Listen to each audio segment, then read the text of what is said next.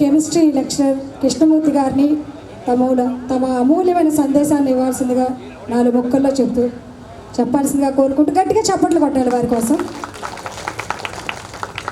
వేదికను అలంకరించిన మిత్రులు రాధాకృష్ణమూర్తి గారు, మరి ఆంజనేయులు గారు, మేడం గారు, ధనసుందర గారు, అందరికీ నమస్కారాలు. మీరందరూ చిన్నవాళ్ళు అంటే చిన్నవాళ్ళు కాబట్టి ఆశీస్సులు మీ అందరికీ. ఈ ఆత్మీయ సమ్మేళనం ఏర్పాటు చేసినందుకు మీకు అందరికీ ధన్యవాదాలు తెలియజేస్తున్నాను. నేను ఈ కాలేజీలో 82లో వచ్చాను. అంటే మీలో బ్యాచ్ 79, 80, 81 వాళ్ళు ఉన్నారు. 81లో ఇంటర్ చదివి 83లో కంప్లీట్ అయిన వాళ్ళకి నేను తెలుసు, అంటే సీనియర్ ఇంటర్ వచ్చిన వాళ్ళకి. 82లో బిగినింగ్లో వచ్చాను. నేను ఒక 8 ఇయర్స్ ఇక్కడే ఉన్నాను కెమిస్ట్రీ లెక్చరర్గా. తర్వాత ఇక్కడి నుంచి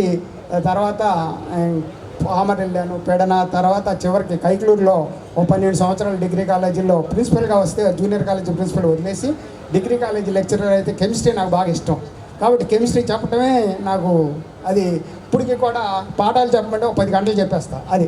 కాబట్టి అది నా ఇష్టమైన సబ్జెక్టు.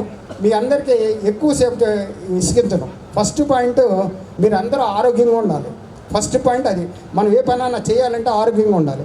ఆరోగ్యంగా ఉండాలంటే మనం ఏంటంటే మన పురాతన సనాతులు చెప్పింది ఏంటంటే భోగి యోగి రోగి అన్నారు.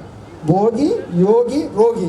పొద్దున్న ఎక్కువ తినేసాయి, మధ్యాహ్నం 2ంటికి దాంట్లో ఒక 20% తగ్గించు, రాత్రి భోజనంలో ఇంకొక 20% తగ్గిస్తే అప్పుడు నీ ఆరోగ్యం డాక్టర్ దగ్గరికి వెళ్ళకుండా ఉంటుంది. కాబట్టి ఆరోగ్యంగా ఉండటం ముఖ్యం.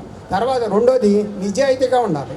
నిజాయితీ అంటే నువ్వు చేసే పనిలో వ్యాపారం అవ్వచ్చు, ఉద్యోగం అవ్వచ్చు, రాజకీయం అవ్వచ్చు, ఏదైనా నువ్వు నిజాయితీగా ఉంటే తర్వాత నీ వెనకాల మంచిగా చెప్పుకుంటారు.